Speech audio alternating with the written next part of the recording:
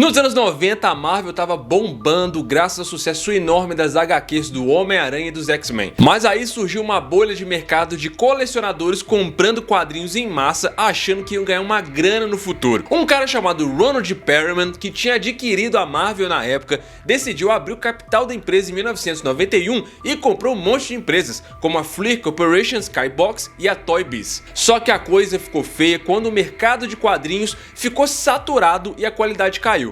A Marvel tentou se agarrar em outras coisas para ganhar dinheiro, mas também não deu certo. Com a quebra do mercado em 93, as vendas despencaram e a Marvel ficou cheia de dívida. O Ronald Perelman pensou em juntar a Marvel com a Toy Biz para criar um tal de Marvel Studios, mas os acionistas não gostaram muito dessa ideia não. A Marvel acabou na falência em 1996 e os donos da Toy Biz assumiram em 97. Mesmo focando nos filmes depois disso, a Marvel estava quebrada e para tentar sair dessa, eles tiveram que vender os direitos dos seus melhores personagens para alguns estúdios de Hollywood que estavam visualizando uma possibilidade de mercado. O resultado? O Homem-Aranha foi para a Sony e os X-Men foram para a Fox. O cinema não vivia um momento muito bom ainda para os heróis daquela época. Até então, alguns filmes tinham até ido bem, como o primeiro filme do Superman nos anos 70, o Batman de 89 do Tim Burton, que deu uma revitalizada na moral do morcegão, né? E a gente pode até considerar nesse caso aqui o Blade de 98. Apesar desses filmes terem até dado uma outra perspectiva para Hollywood sobre como se fazer filmes de super-heróis, isso ainda não foi suficiente para que os estúdios realmente levassem isso a sério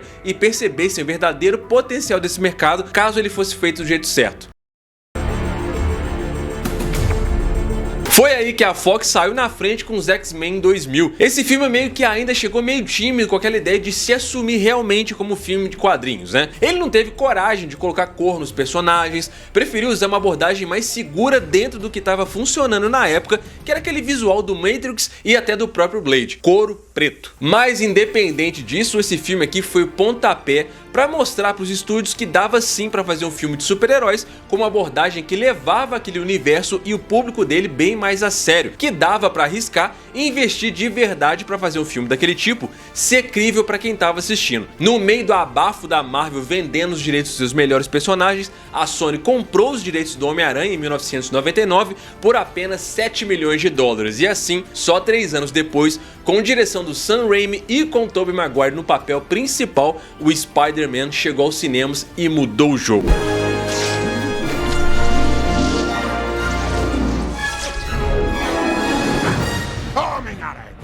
Esse filme foi ainda mais além do que o X-Men de 2000. Foi um filme que acreditou no potencial de mercado tanto do produto quanto do público. A história aqui é contada para quem é fã do Teioso, mas também para quem só conhece ele de longe. Foi um filme que teve bons efeitos especiais, contou uma história redondinha e fez muito bem o seu papel de iniciar uma trilogia. E ainda fez mais, hein? Ele abriu as portas para todo um universo de filmes de super-heróis que ia vir depois dele. Vamos falar hoje desse marco para o cinema de heróis, Detonado Spider-Man.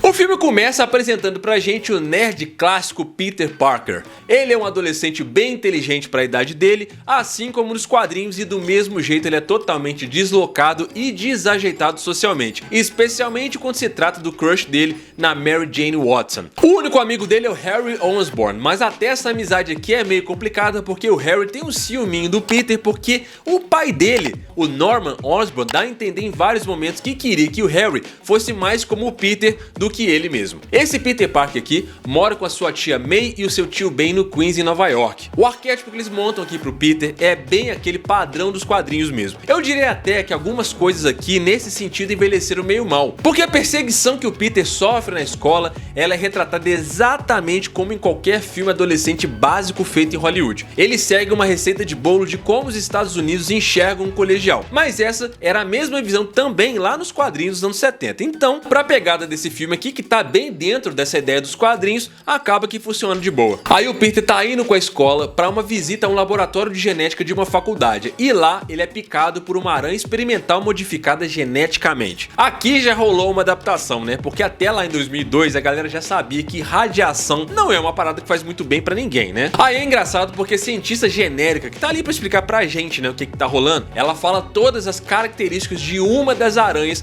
que é pra gente ficar, então essa aranha caça usando um conjunto de reflexos nervosos que são tão rápidos que beiram-se a premonição. Sentido aranha, né? Já deu pra entender. Aí ela vai falando no fundo e ninguém tá nem aí porque o Peter, ele só quer saber da Mary Jane e o Harry quer furar o olho dele. Mas ela explica que o laboratório combinou geneticamente 3 dessas aranhas e criaram 15 super aranhas geneticamente modificadas que na verdade eram 14 porque uma delas tinha sumido. Isso daí eu achei meio caído, cara, porque essa história de aranha criada em laboratório e tal, isso aí dá uma margem pra existir uma penca de outros Homens-Aranhas, né? Nessa linha de raciocínio do filme aqui, essa mesma aranha em outro universo pode ser a mesma que picou o Miles Morales, por exemplo. Talvez o roteiro podia ter trazido alguma explicação pra dizer que o veneno aí dessa aranha só teve o efeito que teve no Peter por causa de alguma coisa na própria configuração genética dele, mas que em outra pessoa podia ser mortal, justamente pra não tirar essa essência de história que torna o Homem-Aranha único, né? Senão fica parecendo que qualquer mané que for picado vai virar o Homem-Aranha. O que torna esse personagem tão legal é justamente essa parada dele ter uma história que é tão particular, que constrói o caráter do herói e tal. Se eu sei que tem outras 14 aranhas que teoricamente podiam dar origem a outros Homem-Aranha, isso aí deixa de ser tão especial assim, né? Aí ele volta pra casa, fica doente e desmaia, mas no dia seguinte, quando ele acorda, ele virou Paulo Musi. Então, cara, vai tomar no seu... Ele percebe que alguma coisa mudou. Ele agora enxerga melhor, tá mais ágil e muito mais forte. E ainda descobre que agora, assim como uma aranha, ele consegue lançar teias do próprio corpo. Isso aí até virou piada depois no No Way Home, inclusive. Essa foi uma das mudanças que o Sam Raimi fez pro Cabeça de Teia na época. Ele achava que era meio absurdo um pirralho do ensino médio conseguir criar uma espécie de adesivo ultra forte que nem mesmo a 3M conseguiu criar. Aí, ao invés daqueles atiradores de teia clássico, ele colocou uma teia orgânica no Homem-Aranha.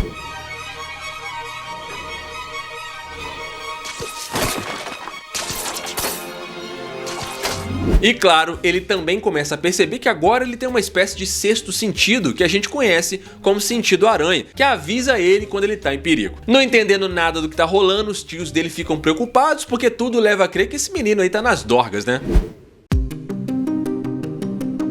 Na escola, que é onde o Peter é a casta mais baixa dos adolescentes, ele começa a perceber que pode usar essas mudanças aí a favor dele. Ele tira uma onda com a Mary Jane fazendo um puta malabarismo com uma bandeja, solta a teia no refeitório, acerta o flash e, claro, se mete numa confusão e agora cheio dos poderes e sem responsabilidade nenhuma, afinal de contas ele é um adolescente no colegial que é super forte, né? Que adolescente não ia tentar tirar proveito disso. Ele vira o Anderson Silva e dá uma coça no flash.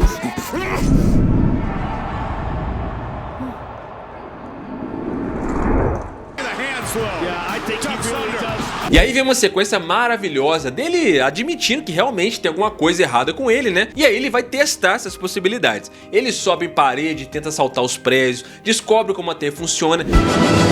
Vai, teia! Voa para o alto e avante, teia! Shazam, vai! Vai!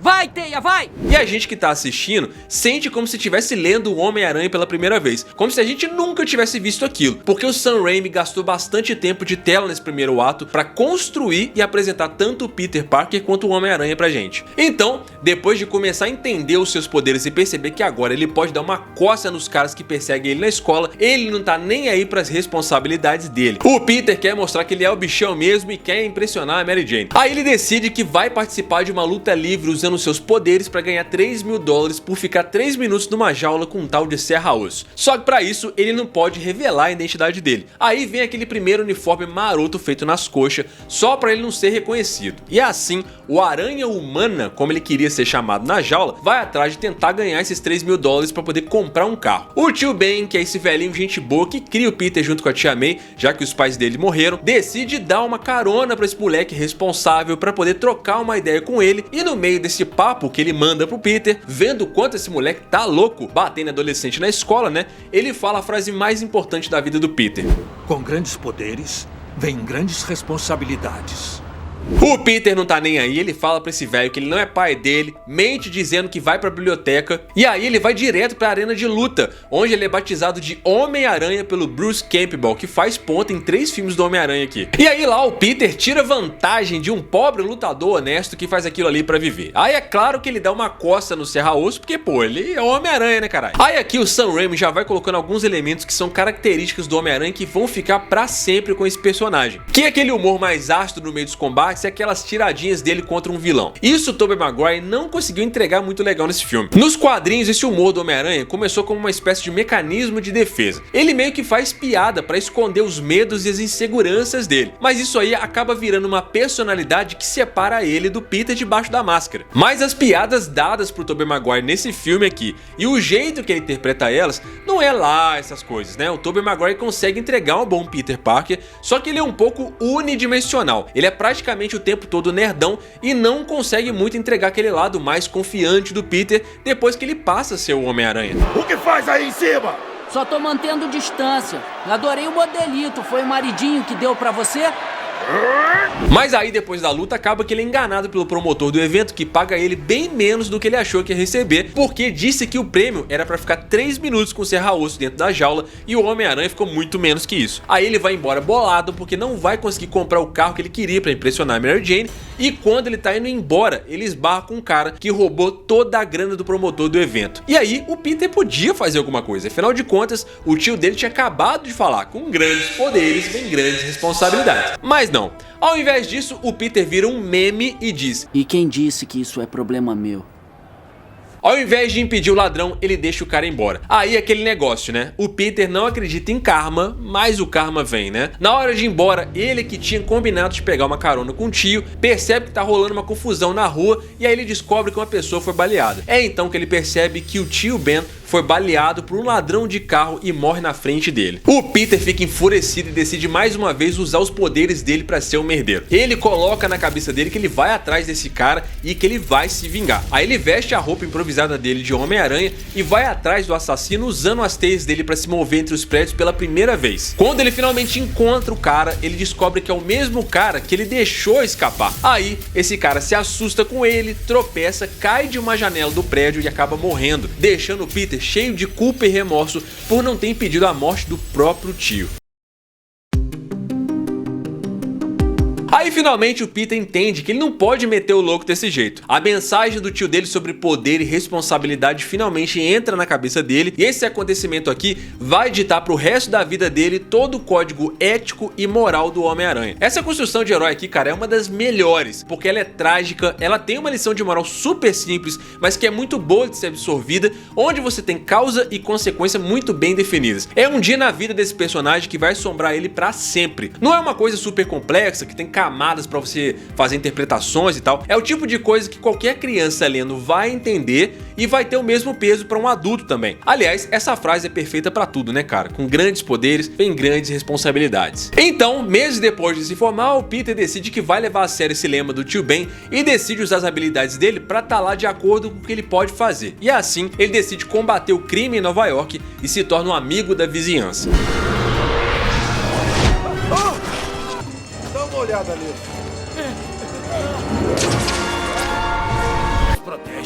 Ele protege. Mas mesmo o Spider-Man tem que pagar contas, né? Assim como todo universitário, o Peter vive quebrado e pra fazer um dinheiro, ele faz uma jogada esperta vendendo fotos dele mesmo como Homem-Aranha pro melhor personagem desse filme, que é o dono do Clarim Diário, o Jonah Jameson, que odeia o Spider-Man e quer que a opinião pública odeie ele tanto quanto. Cara, o J.K. Simmons como Jonah Jameson é perfeito. Esse homem entrega demais, cara. Qualquer lista que tem atores que nasceram pro papel, tem que ter ele como Jonah Jameson, porque ele rouba muito a cena. Tanto que mesmo trocando o universo, a personalidade dele é tão forte que no futuro eles escalaram ele outra vez pra continuar vivendo o Jonah Jameson. Lixo, lixo, super lixo.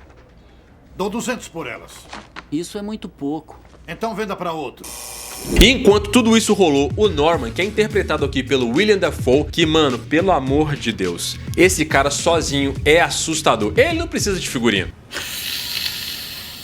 O Norman passou por uma mudança bem séria. Para salvar o Oscorp, ele mesmo se torna cobaia de um tratamento experimental que teoricamente deixaria a pessoa mais forte e inteligente. É tipo um soro do Capitão América, só que de palmeirense. Ele é verde. Só que ao invés de dar essas qualidades pro Norman, ele acaba ficando meio zureta das ideias. Uma personalidade aparece dentro dos pensamentos dele, colocando pra fora basicamente tudo de ruim que ele tem. Assim, essa parada aí que o Norman fez se chama Semana de Trabalho aqui no Brasil, né? Qualquer brasileiro aí que trabalha de segunda a sexta, chega no fim de semana já tá meio que assim. Eu já tive um duende verde falando na minha cabeça aí várias e várias vezes por causa de estresse de trabalho. Já vi aquela galera que fica assim, ó, piscando o olho, assim, meio estressado e tal? Se o Norman trabalhasse aqui no Brasil, ele nem ia precisar ser cobaia de nada pra ficar desse jeito aí não, tá? Aí, por causa dessas vozes na cabeça dele e com os efeitos dessa experiência, ele rouba alguns equipamentos da Oscorp e sai de lá com uma armadura de Power Ranger e um planador. E aí ele decide se vingar dos outros executivos da Oscorp que queriam vender a empresa dele e ainda por cima demitir ele. É outro que virou meme por causa disso, né? O conselho espera sua demissão em 30 dias. Não podem fazer isso comigo. Sabem o quanto eu me sacrifiquei?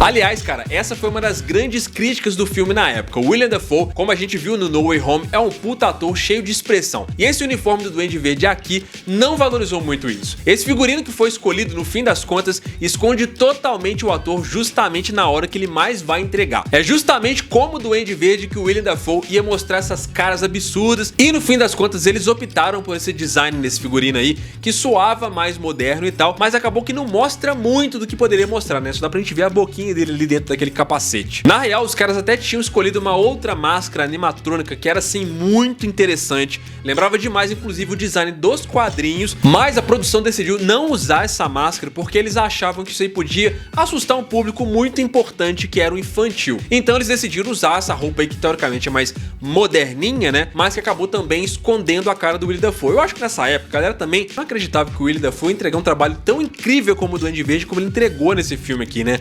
Pra falar a verdade, hoje, olhando pra esse filme aí, talvez fosse mais interessante até ter pintado a cara dele de verde, que ia ficar muito assustador também. Mais, inclusive, do que esse capacete verde que ele usou aí. Mas assim, isso não atrapalha em nada a imersão do Duende Verde, porque a interpretação dele é absurda, né, mano? Aí rola um mega evento no Festival da Unidade na Times Square e o pau quebra, porque o Duende Verde vai pra lá e o Peter já tava lá cobrindo o evento como fotógrafo do Clarim. Aí pela primeira vez a gente tem um vislumbre real do Spider-Man, que chega pra salvar o dia e descobre que o Ranger Verde aí não é um bandidinho qualquer não, viu? Ele é bem forte e enfrenta de igual pra igual o Homem-Aranha. O Duende acaba conseguindo se vingar dos executivos da Oscorp, matando eles com uma granada de abóbora. O Homem-Aranha aparece e consegue expulsar o Duende no primeiro embate deles e antes dele fazer mais estragos e ainda por cima salva a Mary Jane, que vai embora junto com o bonecão do Homem-Aranha. Saiu no lucro demais, né? Assim, mais ou menos, né? Porque ele acabou de ganhar um desafeto aí e agora ele alugou um triplex na cabeça do Duende palmeirense.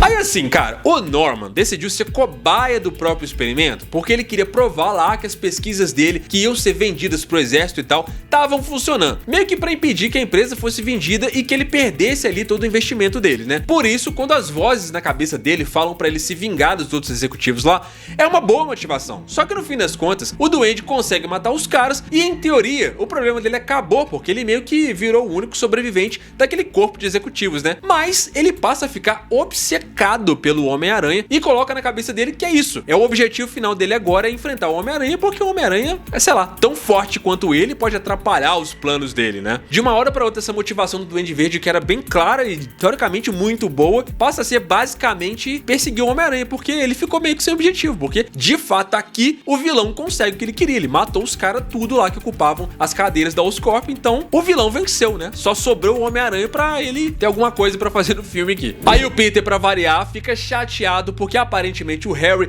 foi um talarico e tirou a Mary Jane dele. E aí o Duende, sacando que o Cabeça de Teia também não dá pra ser desprezado, sequestra ele e tenta aliciar o Teioso como vilão, alegando que cedo ou tarde aquela mesma população que ele diz proteger vai virar as costas pra ele porque o mundo é ingrato. E isso aí é muito bom, cara, porque basicamente é isso mesmo. O Spider-Man sempre foi o herói que salvou o dia e depois teve que fugir da polícia e tal. E é até engraçado porque quando eu era moleque, eu tava acostumado a ver isso nos quadrinhos. Eu estranhava muito alguns momentos dessa trilogia em que o Homem-Aranha tava sendo amado. Tipo lá no 3 que ele ganha a chave da cidade por ter salvo a Gwen, né? Se fosse nos quadrinhos do Jonah Jameson, ele ia dizer que ele foi responsável por destruir o prédio e ainda colocar a Gwen em perigo. Eu tava acostumado a ver ele ser tratado que nem os vilões mesmo, até porque o Clarim Diário manipula a opinião pública o tempo todo. Então meio que faz sentido o que o Duende fala pra ele aqui. Apesar de tudo o que fez a eles, com o tempo eles o odiarão.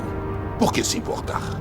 Mas o cabeça de teia diz que não quer entrar pro clubinho do Pepino Verde, e aí ele fica puto e promete que vai se vingar porque ele é mau que nem o Pica-Pau. Aí numa cena tensa no Dia de Ação de Graças, depois de um vacilo do Peter que se cortou num combate com o próprio Ranger palmeirense, ele saca que o Peter é na verdade o Homem-Aranha e vai atrás dele onde dói de verdade, nas pessoas que ele ama. Ele vai atrás da Tia May e logo depois sequestra a Mary Jane. O Tigrão vai atrás da sua donzela na ponte do Queens e lá o Doente Verde faz uma chantagem e força o Homem-Aranha a escolher entre salvar a Mary Jane ou as criancinhas de Nova York. Deixar a mulher que ama morrer, que sofram as criancinhas.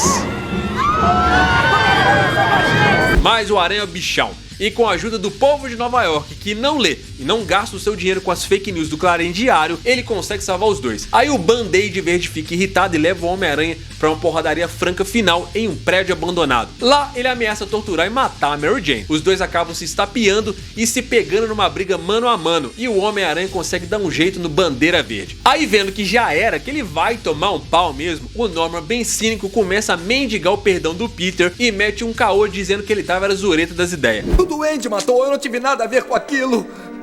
Não deixe que ele me possua de novo. Eu imploro. Só que aí o Duende Verde ativa por controle o planador pra atacar o Peter por trás. Só que o Norman não tava lá na palestra no início do filme, que fala que os reflexos da aranha que picou o Peter beiram a premonição. Aí o sentido aranha faz o Peter se desviar do planador e o Norman acaba sendo empalado por ele, morrendo na hora. Aí eu vou trazer uma reflexão pra vocês aqui. Se o sentido aranha do Peter beira a premonição e ele conseguiu perceber bem antes o perigo atrás dele, quer dizer então que o Peter deliberadamente decidiu deixar o Norman morrer? Se ele sabia o que ia acontecer, ele também sabia que desviando do planador, ele ia acertar mortalmente o Norman. Parece filme do Nolan, mas é filme do Sam Raimi. Vou deixar esse debate aí pros profissionais nos comentários. Então, o Spider-Man decide respeitar o pedido final do Norman e leva o corpo dele pra casa. E isso aí confunde a cabeça do playboy do Harry, que agora acha que o Miranha é o culpado pela morte do pai dele. No funeral, o Harry jura vingança contra o Aranha, mas ao mesmo tempo volta a ser amigo do Peter. O Peter fica todo abalado com tudo que aconteceu e decide que vai se afastar da Mary Jane para proteger ela dos inimigos. Aí o filme termina com o Peter se afastando dela, mas mantendo a cabeça erguida e seguindo combatendo o crime enquanto as responsabilidades dele estiverem vindo. Ele dá uma volta pela cidade como se fosse uma vitória e sai se balançando por aí em Nova York. Homem-Aranha de 2002 custou 139 milhões de dólares e foi uma felicidade para os seus investidores, arrecadando mais de 821 milhões de dólares. Foi um filme que apresentou bem demais o Teioso. Ele ensinou todos os valores do Peter pro público, fez quem não era muito inserido nesse contexto gostar do universo, trouxe bons efeitos visuais para a época, teve um elenco que funcionou bem, sendo que William Dafoe e o J.K. Simmons obviamente brilharam muito mais do que atores como Tobey Maguire e principalmente o James Franco, que foi bem criticado pela atuação dele na época, e ainda tem a Kristen Dunst, que cumpriu a missão de ser uma Mary Jane bem fiel fisicamente aos quadrinhos e como personagem no filme. Além de que ela tá em uma das cenas de beijo mais importantes do cinema contemporâneo, né? Que é quando o Teioso começa uma dualidade ali, onde a Mary Jane nem dá tanta bola assim pro Peter, porque na verdade ela tá apaixonada pelo Homem-Aranha, né? Apesar de começar o filme com um monte de dúvidas e sarcasmo, os visuais do Homem-Aranha eram quase perfeitos e muito inspiradores. É claro que tem assim, né? Uns errinhos aqui e ali, especialmente nos personagens que foram gerados por computador, como o próprio Homem-Aranha e o Duende Verde, que na época foram mega inovadores. Hoje em dia, algumas dessas cenas aí ficaram mais parecidas com um jogo antigo de PlayStation do que necessariamente com um efeito de filme, né? Mas isso aí diz muito mais sobre como os gráficos de CGI evoluíram muito do que necessariamente sobre algum problema desse filme lá em 2002, né? Uma produção de um filme do Homem-Aranha já era desejo da Marvel desde 1975. O Teioso tem um peso pra Marvel muito parecido com o do Superman pra DC, e a Marvel sabia que fazer um filme dele era uma possibilidade de fazer uma grana, mas nos anos 80 e 90 as produções da Marvel eram muito caídas, e o conceito de filme de super-heróis também. Pra fazer um filme do Homem-Aranha decente, eles precisavam de muito mais do que o que eles tinham. Até o James Cameron chegou a trabalhar em um filme dos anos 90, onde o Leonardo DiCaprio teria sido escolhido para viver o Peter, mas também não rolou, porque eles tiveram muitos problemas com os direitos e o orçamento para fazer esse filme. O projeto desse filme do Homem-Aranha ficou engavetado por anos até que isso aí aconteceu. Isso aconteceu porque depois do fracasso fracasso do Batman e Robin em 97, os estúdios de cinema meio que viraram as costas pros filmes de super-heróis, achando que isso era coisa de criança. Mas aí veio Blade em 98 pela New Line Cinema, que era um estúdio muito conhecido justamente por apostar em projetos que ninguém acreditava. E teve o desenvolvimento dos X-Men pela 20th Century Fox, e aí alguns estúdios começaram a pensar que dava sim pra fazer alguma coisa legal com os personagens que estavam sendo vendidos pela Marvel. Foi aí que a Marvel vendeu os direitos do Teioso pra Sony Pictures, que controlava Columbia Pictures.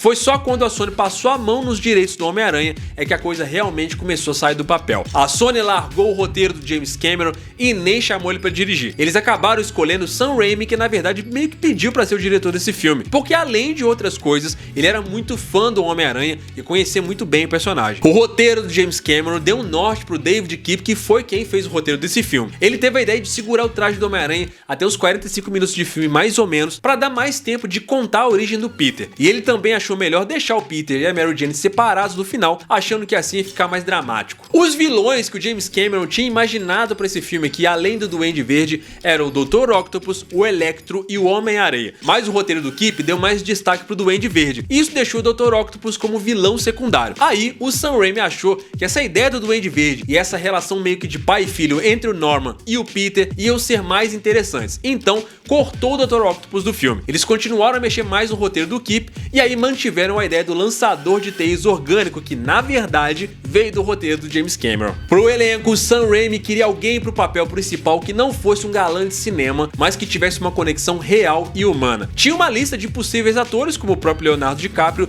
e até o Heath Ledger. Mas aí o Tobey Maguire conseguiu o papel, apesar do estúdio ficar meio na dúvida na época. O Homem-Aranha dele não tinha assim tanto aquele jeito engraçado e tagarela como em outras versões, mas até hoje muita gente fala que esse daí é o Peter definitivo. Dentro ou fora do uniforme, o Tobey Maguire representou bem o conceito do personagem. Ele teve que fazer isso numa época que ele não tinha muitos super-heróis pra ter referência, né? Desde antes da picada da aranha, até aquela cena do descobrimento dos poderes, até quando o Aranha tem que escolher entre salvar a MJ ou um monte de crianças, o Tobey Maguire consegue entregar. Mesmo que o jeito dele de fazer isso não tenha sido assim tão exatamente parecido como nos quadrinhos, ele foi autêntico e heróico quando precisou ser. Durante o filme inteiro, a gente consegue sentir que apesar de todas aquelas habilidades incríveis, o Peter tava meio perdido. Nem precisou daquelas piadinhas ou daqueles momentos constrangedores do Homem-Aranha, né? A insegurança do Peter é justamente o que faz a gente se identificar e gostar desse personagem. E o Tobey conseguiu capturar super bem a humanidade tanto do Peter Parker quanto do Homem-Aranha. Pro Duende Verde, eles estavam pensando no Nicolas Cage, no Jason Isaacs e até o John Malkovich. Mas o escolhido acabou sendo o Willem Dafoe, que ficou perfeito no papel. Ele mesmo insistiu em usar o traje do Duende,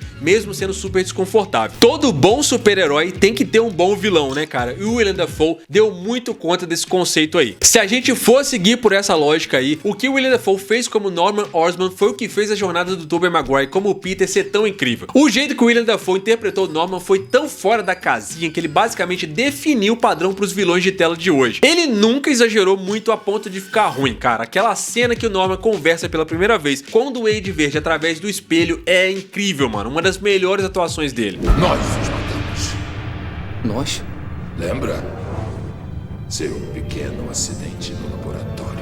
O lado inocente do Duende Verde foi bem complicado de ser interpretado. Ele tinha que ser charmoso o suficiente pra gente acreditar que o Peter queria agradar ele e sentir pena dos problemas dele, ao mesmo tempo que precisava ser um pai meio ausente pra explicar o porquê que o Harry era tão desesperado pela atenção dele e pra mostrar o monstro que tava tentando sair de dentro do Norman, né? E ainda tinha que ser um empresário monstrão e meio que cientista. O Willem Dafoe fez um trabalho incrível conseguindo equilibrar todas essas personalidades. A atuação do Willem Dafoe como Norman, com certeza, cara, é um dos pilares que fizeram o sucesso desse filme aí. E com certeza é bem difícil de substituir ele nesse papel e colocar outra pessoa pra interpretar o Duende Verde, como a gente bem viu em outros filmes aí e recentemente quando trouxeram ele de volta e tiveram que arrumar uma desculpa pra ele estar ali, meio que como uma versão alternativa dele mesmo em uma outra realidade, né? Porque a cara e a personalidade que ele deu pro Duende Verde, cara, vai ser muito difícil de ser superada. Na disputa pelo papel da Mary Jane, várias atrizes fizeram testes, como a Kate Bosworth e a Kate Hudson, mas quem ficou com o papel foi a Kristen Dunst. O J.K. Simmons foi o escolhido para ser o Jonah Jameson e na época o próprio Stan Lee aprovou demais. Muito antes de se falar em multiverso, a gente quase teve o Hugh Jackman nesse filme. Se as coisas tivessem sido diferentes, a gente podia ter visto uma cena muito louca do Homem-Aranha com Tobey Maguire encontrando Hugh Jackman como Wolverine dos X-Men. O Hugh Jackman disse que isso quase rolou, mas a ideia foi abandonada porque eles não conseguiram o traje dele a tempo. Algumas cenas foram gravadas em estúdios da Sony e em locais como o Museu de História Natural em Los Angeles. Em Nova York, eles filmaram na ponte do Queens e na biblioteca pública. O Flatiron Building foi usado como cenário externo do prédio do Clarim Diário. O Sam Raimi teve que alugar um estúdio da Warner Bros. Só pra filmar aquela cena do beijo de cabeça pra baixo entre o Homem-Aranha e a Mary Jane. A Kristen Dunst disse que não foi nada fácil fazer essa cena. Ela disse que o Tobey Maguire quase não conseguiu respirar porque a água ficava escorrendo no nariz dele enquanto ele estava pendurado de cabeça para baixo para beijar ela. Ele ficou sem ar gravando essa cena. Falando em cenas difíceis, a cena que o Peter tá descobrindo os poderes dele e segura a bandeja com a mão por causa do sentido aranha não foi feita com CGI. O Tobey Maguire realmente fez isso usando um super adesivo para grudar a bandeja na mão dele e repetiu o take em muitas tentativas. Foram 156 tomadas até ele acertar tudo direitinho. Pro traje do Teioso, o Tobey Maguire teve que passar por algumas adaptações. Ele precisou passar um produto no corpo dele para dar forma pro traje entrar. O figurinista do filme teve ideias de colocar um emblema vermelho no traje preto lá em 2002 ainda, hein? Outra ideia dele era ter um logo grandão no peito e umas listras vermelhas nas pernas, mas nada disso rolou. E o traje era uma peça única, até a máscara fazia parte dele. Pra cena em que o Homem-Aranha tira a máscara, eles tinham um traje diferente, onde a máscara era separada. E sabe aquelas teias do traje? Elas foram desenhadas no computador pra ficar tudo certinho. E as lentes das máscaras tinham um visual bem mais espelhado. Cara, o Homem-Aranha de 2002 fez história quando arrecadou mais de 114 milhões de dólares na bilheteria em um único final de semana, sendo o primeiro filme a ultrapassar a marca dos 100 milhões nesse período. Isso não só foi um novo recorde para a estreia nos cinemas, mas também superou o recorde do Harry Potter e a Pedra Filosofal, que girava em torno de 90 milhões. Mas ninguém esperava que o Homem-Aranha superasse o Harry Potter, mas o interesse enorme de todas as faixas de público e a falta de concorrência no mercado acabaram fazendo muito bem pro filme do Sam Raimi. No fim das contas, esse filme foi mágico de diversas maneiras. É o filme que abriu as portas pro mundo dos heróis de vez, que mostrou que não precisava ser aquela coisa escura, com um couro preto, que podia sim ter humor e, acima de tudo, que podia sim ser um bom filme de cinema. Com um tom equilibrado entre seriedade e diversão, esse filme emocionou e cativou o público de todas as idades. Lembrando que a presença do jovem e iniciante Kevin Feige foi crucial aqui, porque ele forneceu algumas lições que mais tarde iam ser fundamentais para o universo cinematográfico da Marvel. O Homem-Aranha trouxe uma pureza e uma esperança difícil de se encontrar dentro desse gênero de filme até aqui. Ele acabou virando um clássico automático. Eu lembro de ter visto esse filme no cinema por volta de uns 13 anos, cara, e de não estar acreditando no que eu tava vendo. Pra mim, aquilo ali na época era real. Lembrando aí muito o filme do Superman de 1978, né, que o slogan do filme era: você vai acreditar que alguém pode voar de verdade. Porque o que fizeram com o Homem-Aranha nessa época aqui foi justamente fazer a gente acreditar que o Homem-Aranha podia realmente estar pendurado nos prédios de Nova York. Esse daqui é um filme redondinho, com defeitinhos que só se você quiser você se incomoda, cara. Ele veio com uma proposta bem menos ambiciosa e cumpriu a missão dele, diferente da sua sequência, que foi muito além de cumprir a missão. Ele se tornou um dos melhores, se não o melhor filme de heróis de todos. Só que esse é um papo para um outro vídeo, né? Mas isso é uma curiosidade, eu espero que essa aqui seja resolvida. E aí, cara, você viu esse filme no cinema? Tem alguma lembrança boa do primeiro filme do Cabeça de Teia? Deixa aí nos comentários. Tamo juntão, muito obrigado aí pela sua audiência, até a próxima, valeu!